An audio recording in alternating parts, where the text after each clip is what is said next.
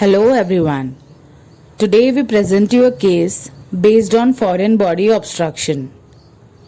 As we can see, this cat has acute onset of gagging, retching and anorexia, which indicated that the cat has obstruction, and cervical thoracic radiographs were taken accordingly. On radiographic examination, foreign body present in esophagus was found. The cat was immediately taken for surgery and foreign body was removed with help of forceps.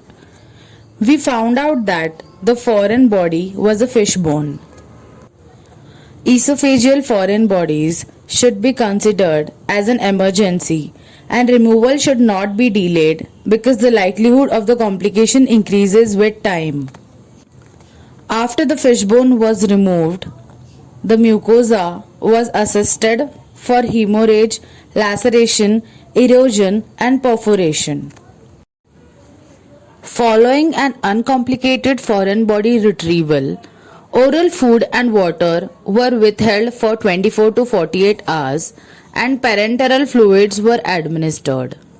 In case of damaged mucosa, broad-spectrum antibiotics such as amoxicillin should be given to control bacterial infection and damaged mucosa. Small amount of soft food are gradually introduced. Thank you.